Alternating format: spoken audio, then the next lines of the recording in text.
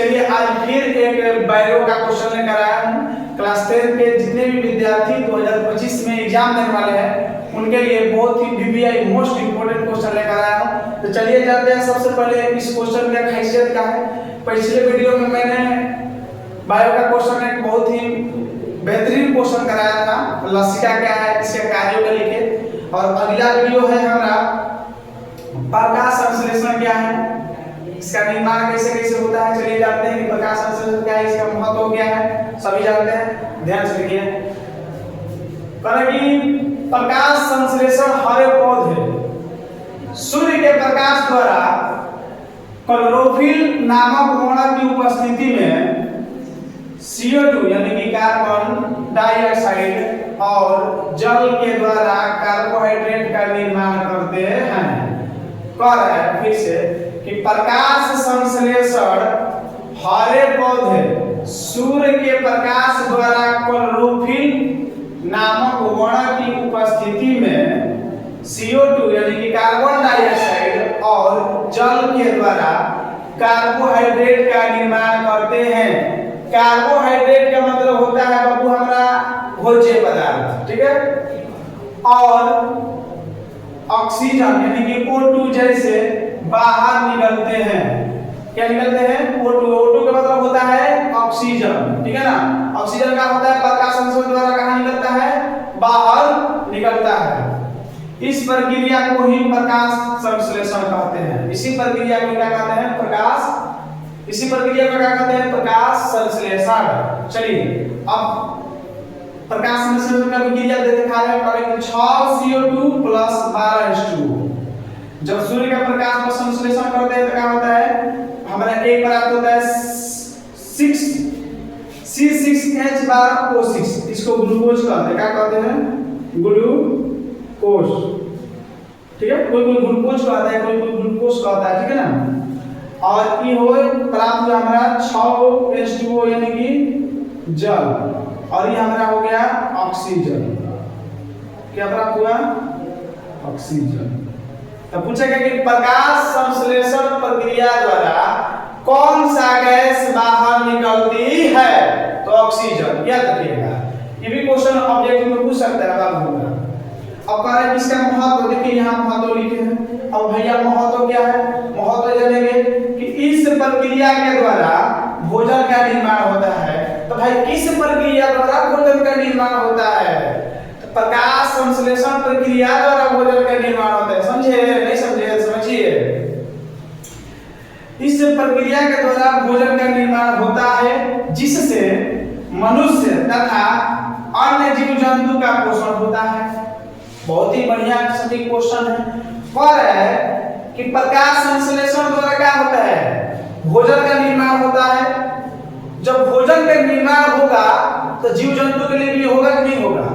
और हमारे लिए भी होगा। यानी कि जीव मतलब हम लोग है, जंतु मतलब जानवर है, सभी के लिए होगा।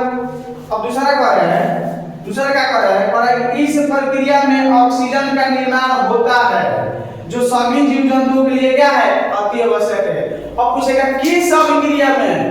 बताइए हमको किस अभिक्रिया में? तो प्रकाश संश्लेषण प्रक्रिया में। किस प्रक्रिया में भाई? तो प्रकाश संश्लेषण प्रक्रिया में क्या होता है? तो प्रकाश संश्लेषण प्रक्रिया में ऑक्सीजन का निर्माण होता है। यानी ऑक्सीजन, जब ऑक्सीजन निर्माण होगा तो भैया हम ऑक्सीजन का महत्व जानते करते हैं कितना होता है। बहुत सारा ऑक्सीजन का महत्व होता है। हमारे लिए ऑक्सीजन बहुत ही अति आवश्यक है हमारे जीवन के लिए। अगर किसी व्यक्ति का ऑक्सीजन नहीं मिलता है तो दुर्घटना हो सकती है। जिससे देखिए कि किसी का हार्ट अटैक होता है तो वेंटिलेटर लगा दिया जाता है, ऑक्सीजन लगा दिया जाता है, नाक में होता है। चलिए कारण कि कार्बन डाइऑक्साइड के नियमन से प्रदूषण दूर किया जाता है। बहुत बढ़िया बात है। कभी कभी देखे हैं कि अग्निशामक के रूप में भी बाबू हमारा चला है, किसका उपयोग करते हैं? तो CO2 का, यानी कि कार्बन डाइऑक्साइड का। चलिए एक और क्वेश्चन ध्यान से रखिएगा कि एक और लिख दीजिए, लिखेंगे कि इस प्रक्रिया में ग्लूकोज लिख सकते हैं। ग्लूकोज यानी कि C6H12O6 ग्लूकोज, जल H2O जल तथा O2 यानी कि ऑक्सीजन, यानी कि ऑक्सीजन का क्या होता है, निर्माण होता है। क्या होता है, निर्माण होता है। हो गया। अब बाबू इतना जो आपका क्वेश्चन बहुत ही बेहतरीन ढंग से समझ में आया होगा। चलिए एक और क्वेश्चन का आप जवाब दीजिएगा। जब हम सांस लेते हैं तो नाइट्रोजन कितना परसेंट लेते हैं, यानी नाइट्रोजन को होता है N लेते हैं 78%, ठीक है। ऑक्सीजन N2 होता है, ऑक्सीजन को होता है O2, ऑक्सीजन कितना लेते हैं 21%, ठीक है। और CO2 कार्बन डाइऑक्साइड कितना लेते हैं, बताइए जल्दी, कितना लेते हैं 0.03%, ठीक है। जब सांस लेते हैं तो 78% नाइट्रोजन लेते हैं, 21% ऑक्सीजन लेते हैं, और CO2 यानी कार्बन डाइऑक्साइड कितना लेते हैं 0.03%। अब ध्यान से देखिए, जब सांस लेते हैं तो कितना लेते समय कितना, और जब सांस छोड़ते हैं तो कितना। ध्यान से देखिएगा, जब नाइट्रोजन 78 लिए हैं, ये जितना लेता है उतना छोड़ देता है। खुद कहता है कि भैया हम बेईमानी नहीं करेंगे, जितना हम आए हैं हमको उतना दे दीजिए, हम बाहर चले जाएंगे। ले भैया तू ले जो अपना, थोड़ा हटाओ, थोड़ा दिक्कत है। अब ऑक्सीजन राम को देखिए, ऑक्सीजन दिया है, अभी कह रहे हैं कि हम पानी है 21% है, हमारा भेज दे रहा है 17%, कितना 17%। अब कुछ आया है, कहता हूँ ये कैसे कर दिए बताइए। आप नाइट्रोजनवा के 78 लिए हैं, 78 छोड़ दिए, हमारा में से कई समझे कराए हैं, आप 4% में लगा के 17 हमको निकालिएगा बाहर, नहीं ये ना इंसाफी है।